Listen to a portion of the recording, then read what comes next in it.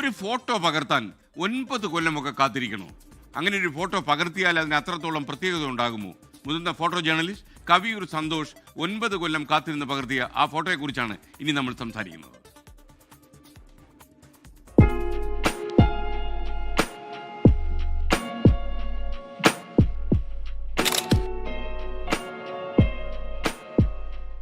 പൂർണ്ണചന്ദ്രന്റെ ഉള്ളിലെ വിമാനം. ഇതാണ് 9 വർഷത്തെ കാത്തിരിപ്പിനൊടുവിൽ കിട്ടിയ ആ ഫ്രെയിം. ലോകത്തിലെ തന്നെ അപൂർവ ദൃശ്യങ്ങളിലൊന്ന്.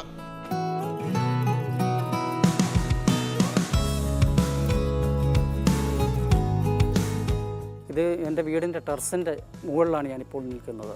ഈ ഒരു പൊസിഷനിൽ വെച്ചിട്ടാണ് ഞാൻ ആ പടം ചിത്രീകരിക്കുന്നത്. ആകെ എനിക്കൊരൊറ്റ ഫ്രെയിമാണ് കിട്ടിയത്. പിന്നെ അതിൻ്റെ തുമ്പും അതിൻ്റെ വാലും രണ്ടും കണ്ടിന്യൂസ് ഫ്രെയിം അടിക്കാൻ എനിക്ക് സാധിച്ചില്ല.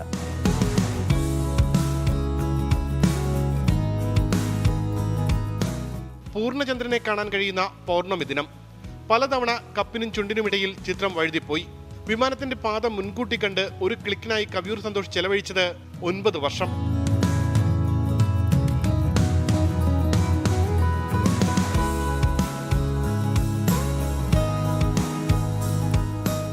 പിന്നെ പടം എടുത്തതെന്ന് പറഞ്ഞാൽ ക്യാനോണിൻ്റെ R6 ക്യാമറയിലാണ് എടുത്തത്. അതേപോലെ 70-200 വൈറ്റ് ലെൻസ് F4 ലെൻസാണ്, 2 ലെൻസും അല്ല. 70-200 F4 ലെൻസിലാണ് ഞാൻ ആ പടം എടുത്തത്.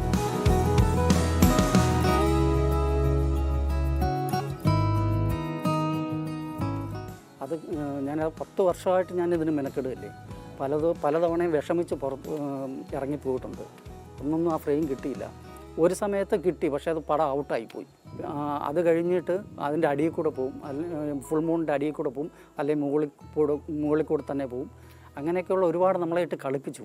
സാമൂഹ്യ മാധ്യമങ്ങളിൽ പങ്കുവച്ച ചിത്രത്തിന് ഇതിനോടകം വിവിധ മേഖലകളിൽ നിന്ന് പ്രശംസ നേടിക്കഴിഞ്ഞു.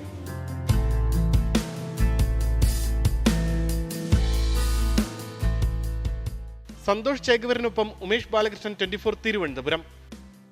ലോകത്തെവിടെയായാലും ഏത് സമയത്തും 24 വാർത്തകളും ഓഗ്മെന്റഡ് റിയാലിറ്റി പാക്കേജുകളും എക്സ്പ്ലെയിനറുകളും വിശദമായി കാണാൻ ഞങ്ങളുടെ യൂട്യൂബ് ചാനൽ നിങ്ങൾക്ക് സബ്സ്ക്രൈബ് ചെയ്യാം.